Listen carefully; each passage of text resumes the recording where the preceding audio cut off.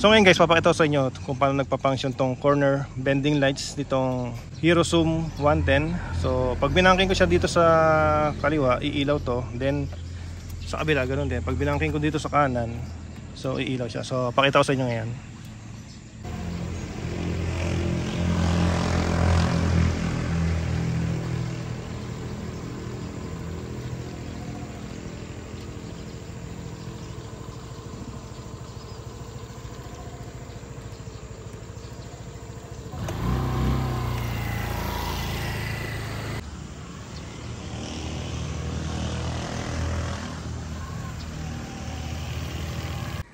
Alright, good day mga paps. So today, gagawin natin ang first impression ride itong Hero Zoom 110. Okay, so ganda-ganda nga guys, oh.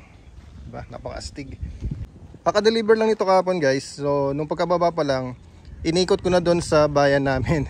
So nabitin ako ngayon, pupunta tayo ng Marilake para doon natin ituloy yung test ride. Nandito pa tayo sa Nami Island. Yan, ganda ng view. Diba? Nandito ako sa Nami, sa Oria pa.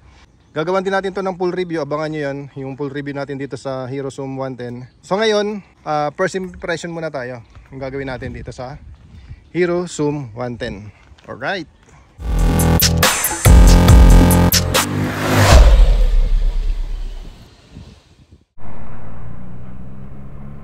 Alright, so ngayon guys, simulan na natin tong first ride impressions dito sa Hero Zoom 110. Okay, so una sa lahat, nagpapasalamat muna ako sa Hero Motocorp dahil pinahiram tayo ng unit. Yan, so guys, bagong bago tong unit na to. Kita nyo, 73 km pa lang. Okay, so dito tayo ngayon sa may Marilake.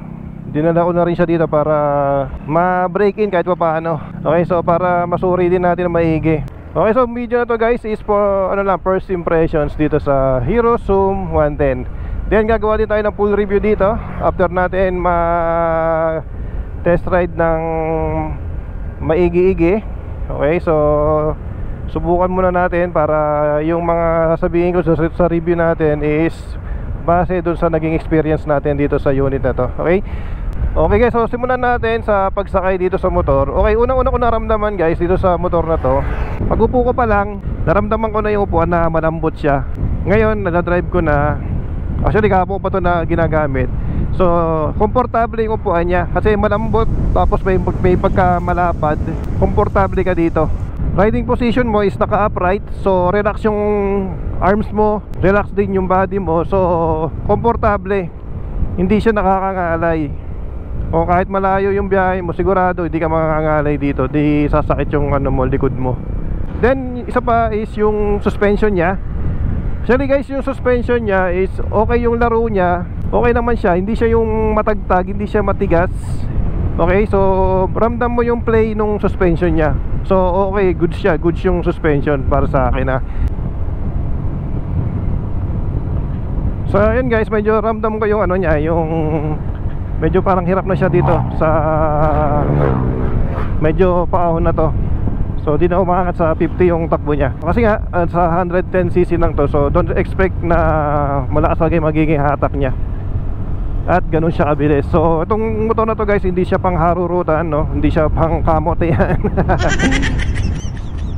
Then itong pagliko-liko, yan, napaka sarap iliko nito. Dahil nga yung gulong niya nasa 12 inches lang. Pag ganung maliit ang gulong, napaka-stable niya pagdating sa likuan. Then may isang features to guys, parang si Hero pa lang yung unang gumawa nun. Yung meron siyang corner bending lights, kung saan pag yung bumangking ka ng konti o iilaw yung gilid, bumangking ka sa kanan, iilaw yung ilaw niya sa kanan, sa may fairing sa kanan. Then pag sa kaliwa naman, yan, ganun din. Kumbaga parang meron siyang light support dun sa mga blind spot na area na madilim. So meron pipitik dito. Papitik muna tayo guys para may pampost. Right. Yan, sarap iliko talaga napaka-stable niya. Isa pa sa nagustuhan ko dito sa na to, napansin ko agad itong kanyang legroom, napakaluwag. 5'7" yung height ko, pero may isang dangkal ka pang space dito sa tuhod mo. So kahit may angkas ka, actually na-testing na to na may angkas, ganun pa rin, maluwag pa rin talaga. Then yung footboard niya, itong gulay board, napakalawak. Yan So isa pa sa maganda dito mga paps, naka fully digital na siya. Then pwede mo rin customize yung welcome screen nya. So gaya nito. Ano, hello Moto Paps. Alright.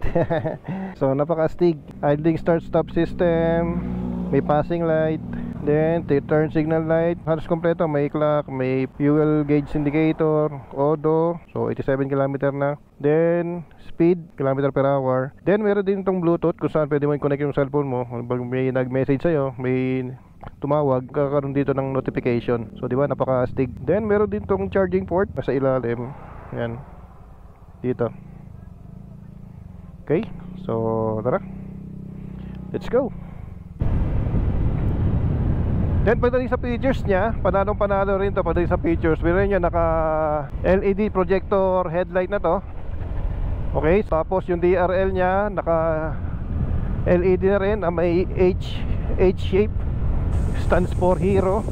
Unang tingin pa lang talaga dito pag nakita nyo tong sa personal, tong Hero Zoom, hindi siya yung ordinaryong scooter lang. May pagka siya, may pagka maganda yung style niya, may pagka sporty ang dating, na may pagka classic, yung gano'n, parang gano'n yung datingan nito. So ito paahon to. Ayan guys, paahon siya, pero kayang-kaya naman niya kahit pa paano. Hindi siya hirap. Then pagdating sa price nito mga paps, ang SRP nito ay nasa 69,900. Para sa akin sulit na yon. Sa looks pa lang nitong Hero Zoom, then sa features niya, di ba? Yung 69,900, napaka-solid na para dito. Okay, so far so good naman itong Hero Zoom 110 para sa akin.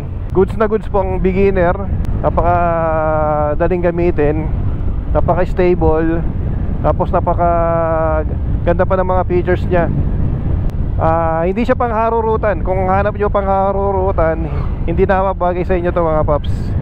Okay, so guys, wrap up natin yung first ride impressions natin dito sa Hero Zoom 110. Para sa akin, okay naman tong Hero Zoom 110 kung gagamitin nyo siya pang daily, service sa work, city driving, yan, pang bahay, pamalengke, pang atid sa school ng mga chikiting nyo. So goods na goods to kasi napakalaki ng yan ng kanyang footboard o yung gulay board nya. Marami kayong may lalagay dito, mga bag nung estudyante nyo, di ba? Mga pinamalengke nyo, pwede nyo lagay dito. Tapos sa pangalawa, napakaganda ng handling nito.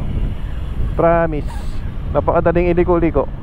Then pagdating sa presyo, ayun nga, 69,000 lang. Alam ko ito na yung pinaka lowest in the market na may ganitong mga features.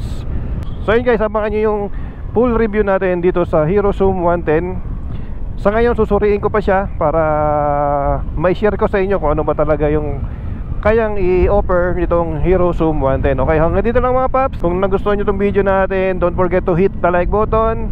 And kung hindi ka pa nakasubscribe yan, click mo lang yung subscribe button at hit mo na rin yung notification bell para ma-notify ka pag may mga bago tayong uploads na video. So always stay cool and ride safe always. Peace.